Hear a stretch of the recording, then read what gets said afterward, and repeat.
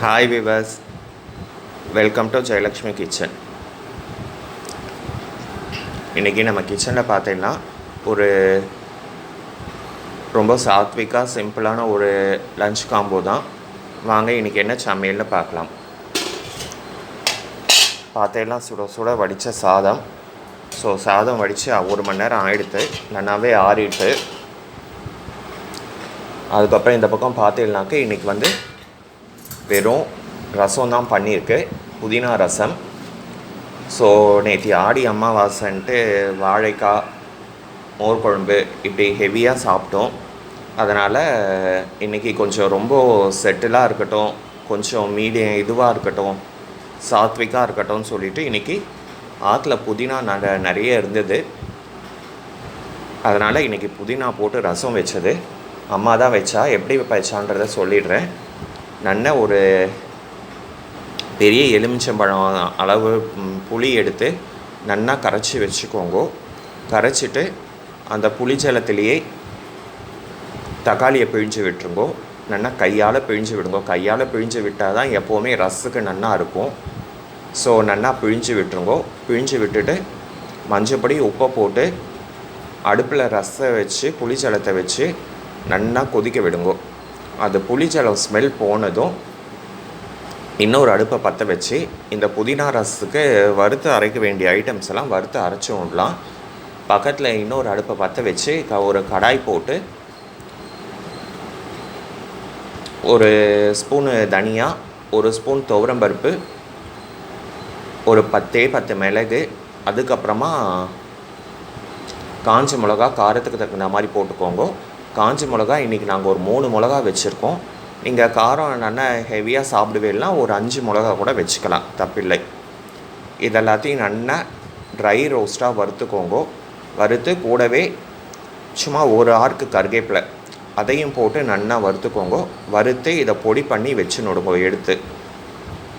இது கூடவே உங்களுக்கு புதினாவும் பொடி பண்ணிக்கிறீங்கன்னா பொடி பண்ணிக்கலாம். கொஞ்சம் அது இன்னும் மணமாக இருக்கும் புதினா பொடி பண்ணிடலாம்.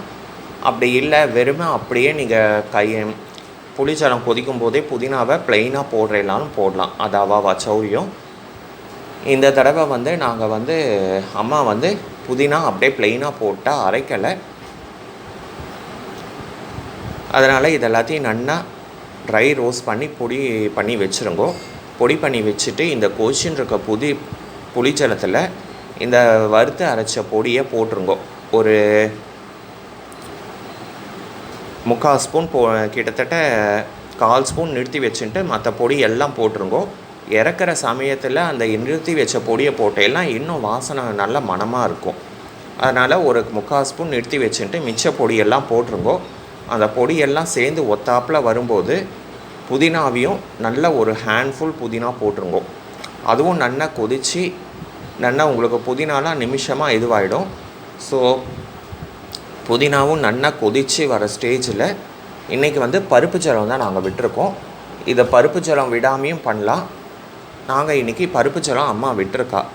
அதனால் பருப்பு நல்லா இந்த ஒரு கரண்டியால் பருப்பு ஜலம் எடுத்து விட்டுன்ட்டு வேணுன்ற அளவுக்கு ரசத்தை விளாவிடுங்கோ. விளாவிட்டு நல்லா பொங்கி வர ஸ்டேஜில் அணைச்சுட்டும் நம்ம ஒரு 3/4 ஸ்பூன் நிறுத்தி வச்சுருந்தோம் இல்லையா இந்த வறுத்து அரைச்ச பொடி, அதையும் போட்டுட்டு பெருங்காயத்தையும் போட்டுட்டு மூடி வச்சுருங்கோ.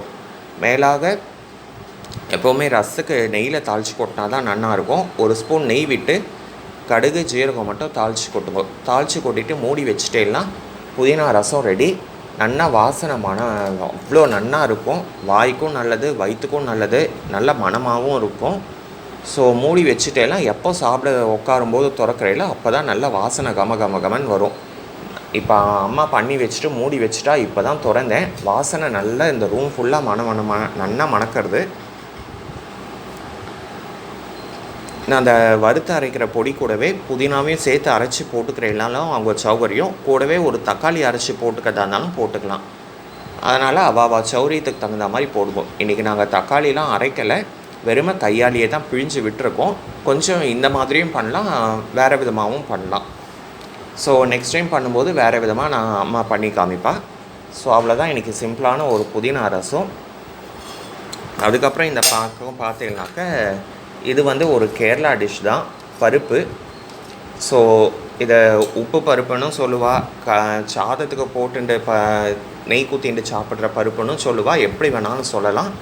இந்த பருப்பு எப்படின்னாக்கா, இந்த கரண்டியால் ஒரு கரண்டி பருப்பு, துவரம் பருப்பு, அதை எடுத்து ஊற வச்சு நல்லா ஒரு 2 விசில் விட்டு எடுங்கோ.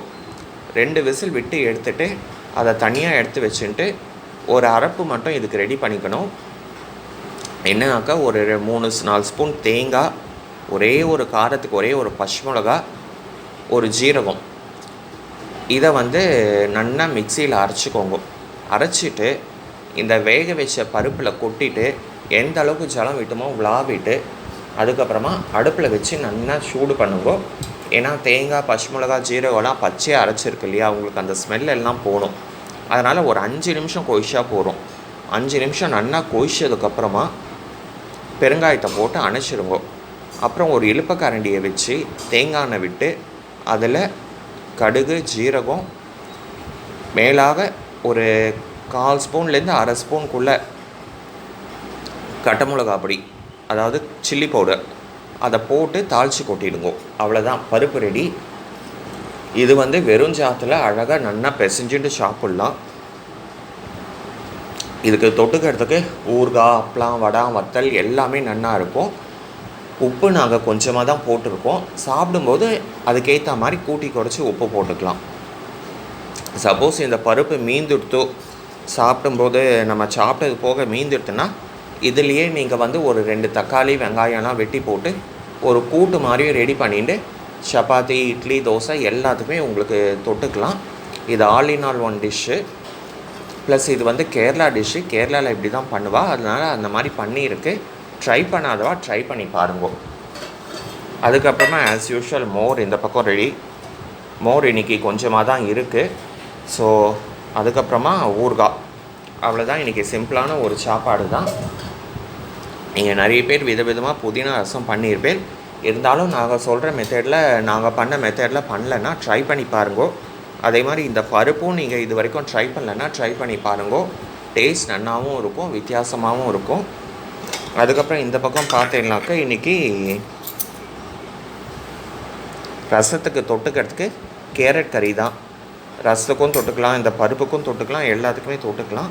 கேரட் கறி ஆஸ் யூஷுவல் பைப்பவும் பண்ணுறது தான். ஒரு கடாயில் தேங்காய் எண்ணெய் விட்டு கடுகு, உளுத்தம்பருப்பு, ஜீரகம் தாளிச்சிட்டு, கருவேப்பிலையும் தாளிச்சிட்டு, கேரட்டை போட்டு துளி மஞ்சப்பொடியும் போட்டு உப்பையும் போட்டு ஒரு கைப்பிடி ஜலம் தெளித்து மூடி வச்சுருங்க. ஒரு 10 நிமிஷத்தில் கேரட் நல்லா வெந்து போயிடும். நல்லா வெந்ததுக்கப்புறமா வேணுன்ற அளவுக்கு காரப்பொடியை போடுங்க. காரப்பொடியை போட்டுட்டு நல்லா காரப்பொடி ஸ்மெல் போனதுக்கப்புறமா பெருங்காயத்தை போட்டு அணைச்சிருங்க. அவ்வளோதான், சிம்பிளான ஒரு கேரட் கறி ரெடி. இன்றைக்கி கேரட்டுக்கு நாங்கள் பருப்பு, தேங்காய் எதுவுமே போடலை, வெறும் ப்ளெயினாக தான் பண்ணியிருக்கோம்.